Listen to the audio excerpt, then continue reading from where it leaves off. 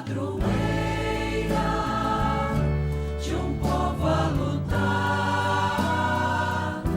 a gente mineira te quer exaltar,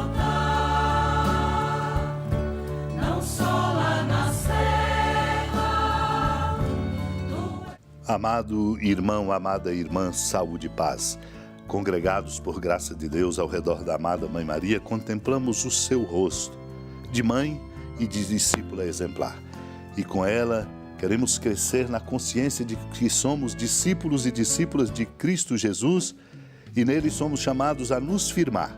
É ele o centro de referência permanente de nossa vida.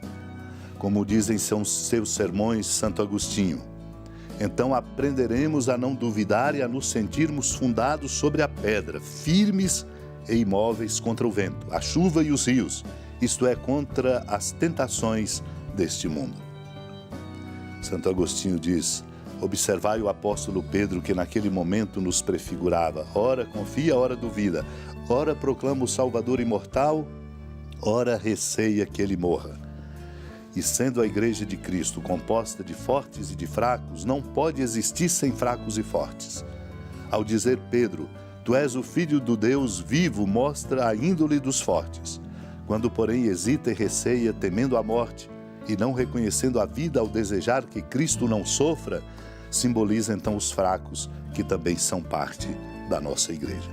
Portanto, diz Santo Agostinho em Pedro, primeiro e principal na ordem dos apóstolos, no qual estava prefigurada a igreja, encontramos as duas categorias, as dos fortes e a dos fracos, porque sem as duas não existe a igreja.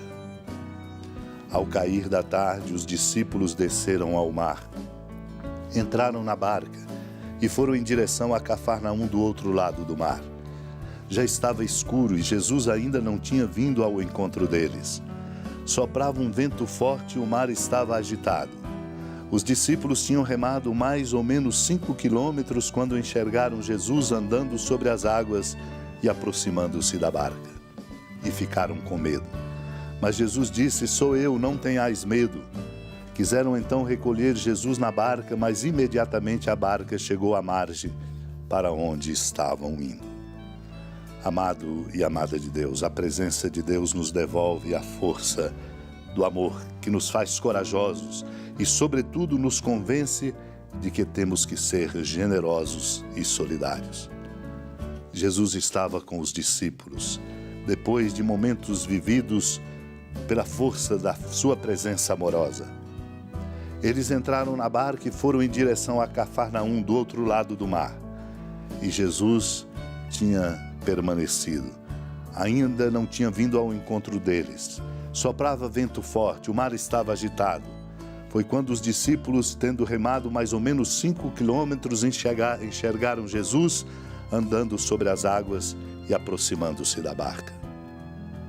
Por não compreenderem e não terem a evidência de que se tratava do Filho de Deus, Deus e homem, ficaram com medo. Mas Jesus, com a força de sua presença, infunde neles, como infunde em mim, em cada um de nós. Na medida em que a Ele nos abrimos, infunde neles a força da coragem ao dizer, sou eu. Isto é Deus que está presente.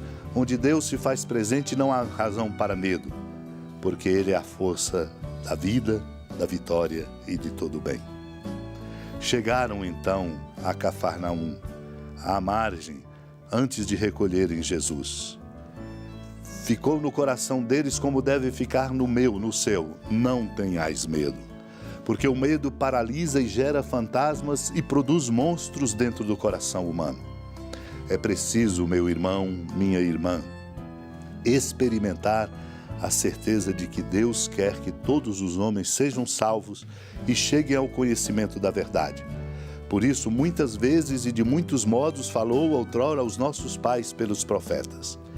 Quando se completou o tempo, o nosso tempo previsto, enviou seu Filho, a palavra que se fez carne, ungido pelo Espírito Santo, para anunciar a boa nova aos pobres e curar os contritos de coração, como médico dos corpos e das almas, mediador entre Deus e os homens. Sua humanidade, na unidade da pessoa do Verbo, foi o instrumento de nossa salvação. Deste modo, em Cristo realizou-se perfeitamente a nossa reconciliação com Deus e nos foi dada a plenitude do culto divino. Esta obra da redenção humana e da perfeita glorificação de Deus, prefiguradas pelas obras maravilhosas que Ele operou no povo da antiga aliança, tudo realizado em Cristo, principalmente pelo mistério pascal de sua bem-aventurada paixão, morte e ressurreição e gloriosa ascensão. Por este mistério, morrendo, destruiu nossa morte e ressuscitando, restituiu-nos a vida. Supliquemos a Deus, unidos a Maria, que para nós é exemplar nessa compreensão, a graça de compreendermos este mistério, para termos, nascendo em nós, brotando dentro de nós, a sabedoria necessária para conduzirmos a nossa vida com o equilíbrio e, na verdade, de filhos e filhas de Deus. Supliquemos. Senhora da piedade, Mãe Virgem do Cristo Deus. Lembrai-vos, ó piedosíssima Virgem Maria, que nunca se ouviu dizer que alguém daqueles que, tendo recorrido à vossa proteção, implorado a vossa assistência e reclamado o vosso socorro, tenha sido por vós desamparado.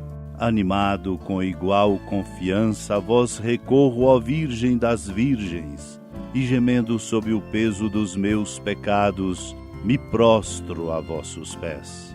Não desprezeis as minhas súplicas, ó Mãe do Verbo encarnado, mas dignai-vos de as ouvir propícia e de me alcançar o que vos peço. Amém. Feliz padroeira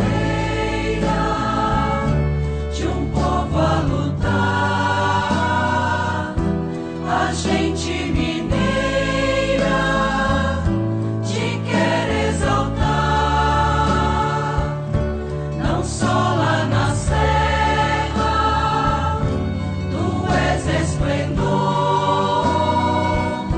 de toda esta terra, também és fulgor. Amado irmão, amada irmã, com alegria e muita esperança do Santuário Basílica da Padroeira do Estado de Minas Gerais, a Senhora da Piedade, que da sua casa de clemência e bondade nos acompanhe e nos abençoa do alto da serra, magnífica arquitetura divina, a bênção de Deus, amor misericordioso, Pai, Filho e Espírito Santo, desça sobre sua família, proteja sua casa, sustente sua vida, fecunde o caminho missionário de nossa igreja, nos encha de sabedoria e permaneça conosco para sempre. Amém. Feliz padroeira